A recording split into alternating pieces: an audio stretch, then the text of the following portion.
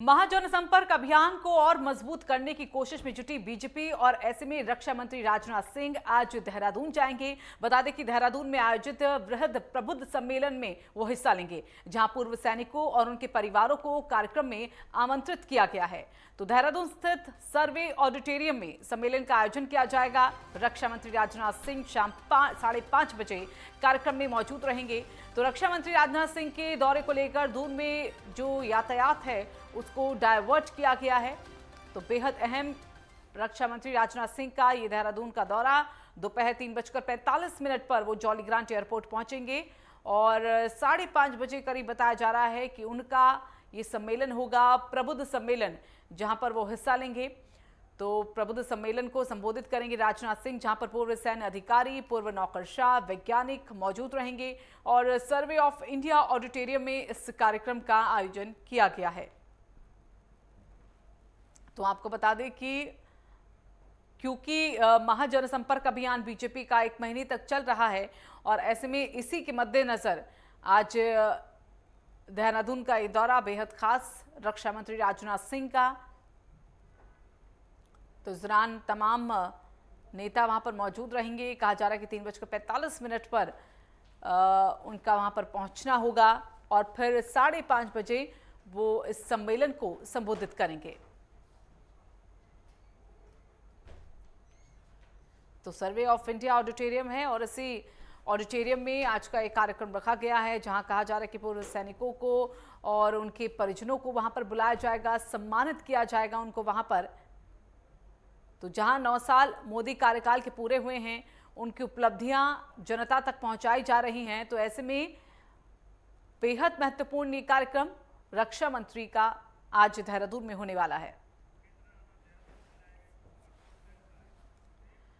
और इसी पर ज्यादा जानकारी के लिए हमारे साथ हमारे सहयोगी उपेंद्र राणा जुड़ गए हैं, उनका सीधा रुख कर लेते हैं। तो उपेंद्र, आज का ये दौरा बेहद खास रक्षा मंत्री राजनाथ सिंह का रहने वाला है। देहरादून वो पहुंचेंगे और महाजनसंपर्क अभियान के तहत ही ये दौरा अपने आप में काफी अहम। कितने बजे वो वहां पर पहुंचेंगे और फिर किस तरह से पूरे कार्यक्रम की जो रूपरेखा है वो वहां पर रखी गई है?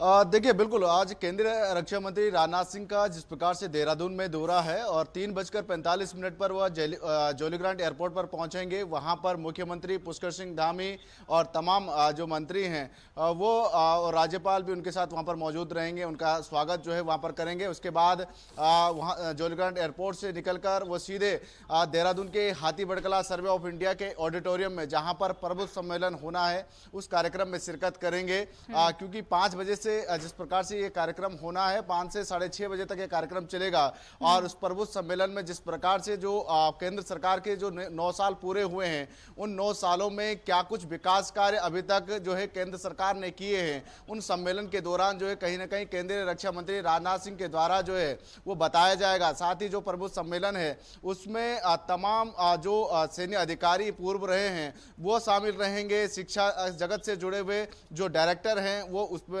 उस कार्यक्रम में मौजूद रहेंगे। साथ ही कई और प्रबुद्ध जन, चाहे वो वैज्ञानिक हो, तमाम ऐसे लोग जो हैं उस कार्यक्रम में जुड़ेंगे। तो ये कह सकते हैं कि राजनाथ सिंह के इस कार्यक्रम को लेकर तमाम जो व्यवस्था है वो पूरी की गई है। चाक चौबंद सुरक्षा व्यवस्थाओं के बीच जो है इस कार्यक्रम को होना है और 3:45 पर जॉली ग्रांट एयरपोर्ट पर पहुंचेंगे। उसके बाद 5 बजे के करीब जो है जिस प्रकार से हाथी बड़कला में इस कार्यक्रम को होना है। और ये माना जा रहा है कि 2024 का लोकसभा चुनाव नजदीक है। ऐसे में देश भर में भाजपा की ओर से महाजनसंपर्क अभियान भी चलाया जा रहा है और राज्यों में अगर बात की जाए तो लाभार्थी सम्मेलन का कार्यक्रम जो है वो किया जा रहा है।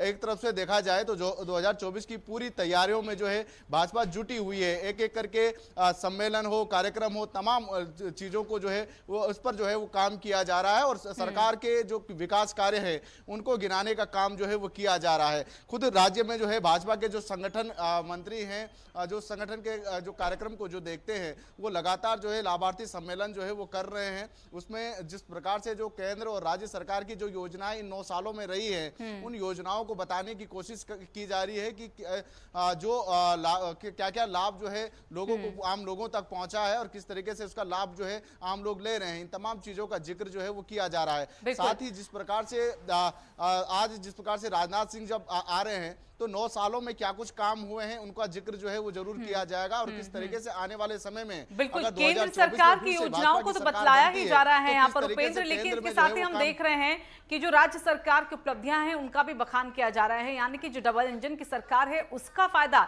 जनता को कैसे सीधे तौर पर मिल रहा है, ये जानकारी यहाँ पर दी जा रही है। लेकिन अगर 2024 के मद्देनजर की बात करें, ये दौरे अपने आप में अहम, और कहा जा रहा है कि आने वाले वक्त में कहीं ना कहीं अमित शाह का भी होने वाला है और प्रधानमंत्री मोदी को लेकर भी ऐसे कयास लगाए जा रहे थे कि जल्द ही वहां का दौरा करने वाले हैं प्रधानमंत्री।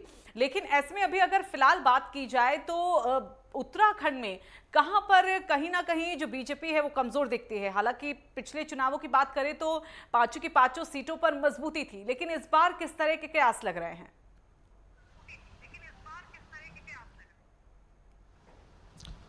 देखिए बिल्कुल उत्तराखंड में जिस प्रकार से जो 5 सीटें हैं उस पर पिछले 9 सालों में जिस प्रकार से जो है 5 सीटों पर भाजपा जो है उस पर जीत काबिज की है।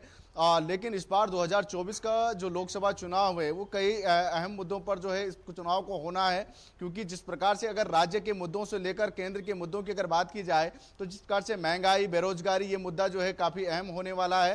क्योंकि पिछले कई सालों से जिस प्रकार से बेरोजगारी के मुद्दे पर हमने राज्य की स्थितियों में देखा तो कई बेरोजगार जो है जिस प्रकार से सड़कों पर दिखाई दिए। इन तमाम मुद्दों को बनाने की कोशिश जो है विपक्ष ने भी जो है काफ़ी किया। और साथ ही जो महंगाई के मुद्दा, जिस प्रकार से जो केंद्र में जिस प्रकार से पेट्रोल के दाम हो, तमाम जिस प्रकार से जो महंगाई बढ़ी है उसको लेकर जो है कहीं ना कहीं अहम रहने वाला है। दूसरी ओर अगर देखा जाए तो राज्य के हिसाब से अगर देखा जाए तो यहाँ की जो मूलभूत समस्याएं जो रहती है उन मूल समस्याओं को देखते हुए भी कहीं ना कहीं यहाँ का जो चुनाव है उसके इर्द गिर्द घूमता हुआ दिखाई देता है। तो ऐसे में ये देखा जा सकता है कि जो ये 5 सीटें हैं ये काफी अहम रहने वाली है। इस बार ये जरूर है कि मोदी मैजिक अगर नहीं चलेगा तो इसमें कहीं ना कहीं भाजपा को नुकसान जरूर हो सकता है, क्योंकि इन 10 9 सालों की अगर बात की जाए और जो 2 चुनाव लोकसभा के हुए हैं उसमें ये कहना गलत नहीं होगा कि मोदी मैजिक जिस प्रकार से पूरे उत्तराखंड ही नहीं पूरे देश भर में जिस प्रकार से चला उसका असर ये देखने को मिला कि उत्तराखंड में 5 सीटों पर जो है